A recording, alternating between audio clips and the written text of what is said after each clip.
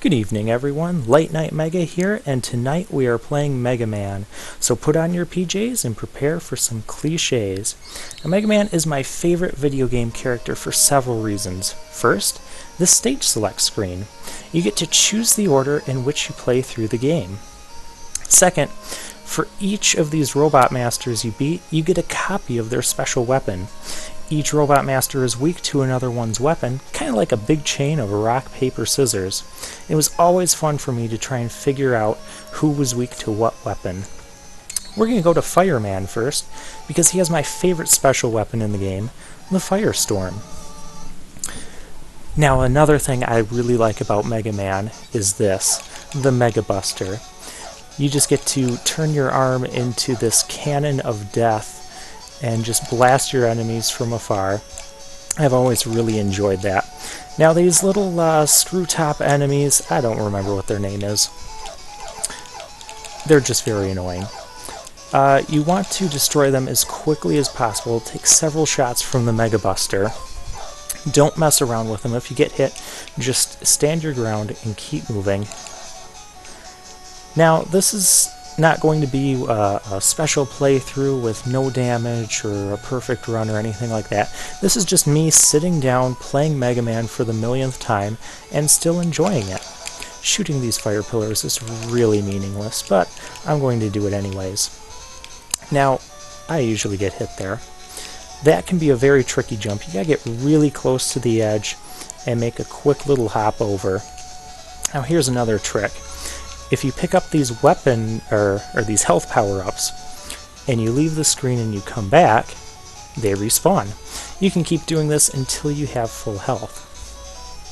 Now this feature was taken out in later Mega Man games, as you can imagine how easily this can be abused. Do be careful with the drop here. Oh, that wasn't nice. For that I will shoot that fire pillar.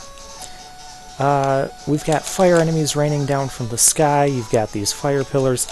It can be kind of overwhelming at first. Hey, you shouldn't have hit me. And here's one of the things that I don't really like about some of the design in the early Mega Man games. Sections like this, we don't have the utility here, and so we're likely going to take damage from this. Like that. Now, it can be avoided, it's just very tricky. I'm not going to spend all day trying to do that. Like I said, this isn't a perfect run-through. Now, these shark bombs, they will keep spawning. Shoot them from a distance, because otherwise their explosion will damage you. These ground crawlers here, also very annoying to deal with. We do not have special weapons to... Okay, he came back. We don't have special weapons to destroy them at this point, so we'll just have to take some damage and move on. And here's one other design point that kind of bugs me about the first Mega Man game, is these boss doors. We get into the boss doors, and we have to fight more enemies.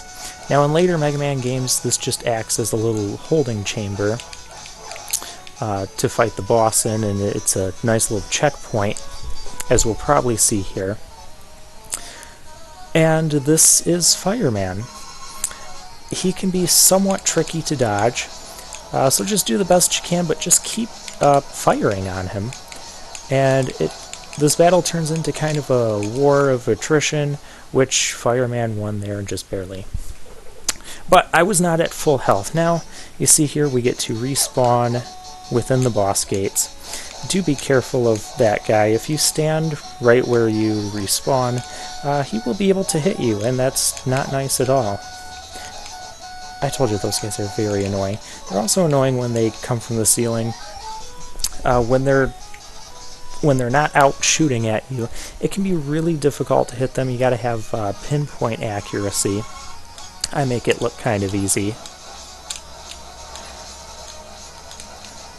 And like I said, this battle against Fireman, it's basically a war of attrition. Just do more damage to him than he does to you. Another thing to be aware of in the first Mega Man game is that after a Robot Master is defeated, any projectiles on the screen can still damage you and even kill you. And that could get you into some funny scenarios where you kill the boss and then he kills you, and then you have to refight him again. Design issues like this have been corrected in later Mega Man games, as we'll see. Next up, we'll go to Gutsman. Not because Gutsman is weak to Fireman's weapon, but Gutsman does have a really nice utility-based weapon, and I do like collecting utility weapons early on as well.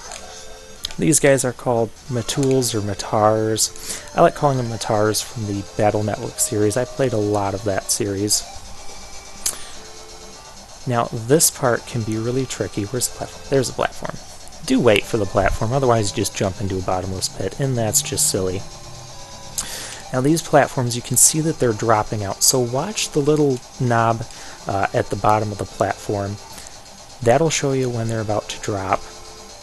You can see the spaces in the little conveyor line. These propeller enemies can also be really tricky. Just take them one at a time, don't panic, don't get overwhelmed, and you can make it through. Hey, a life power-up that I don't really need. Next, I'm going to be showing off the Firestorm. Now these guys, they throw a storm of pickaxes at you, but as everyone knows, a storm of fire defeats a storm of pickaxes every time. You can even try this for yourself at home. Okay, maybe that's not the safest thing to do at home, unless you're just doing it on this game, in which case, go for it. I'm just going to skip all of that, because we don't really need it. Now these guys are called the Big Eye enemies. They take a lot of damage. We don't have the best special weapons to deal with them right now. And as you can see, they do a lot of damage to you as well.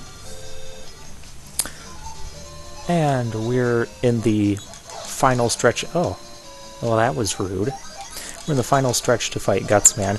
If you just keep blasting these guys as you keep running, you'll destroy them without getting hit. Now Gutsman, he is weak to the Hyper Bomb, which we don't have, but it's not really necessary to beat him. Just make sure you jump when he jumps, and the Mega Buster does a fine amount of damage. And sometimes he can catch you with his little rock throwing, and sometimes you can jump over it. And Gutsman is done.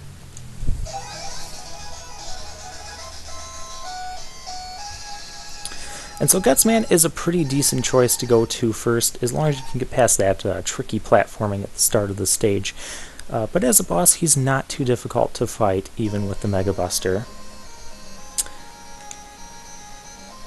Alrighty, so join me next time as we take on Elecman.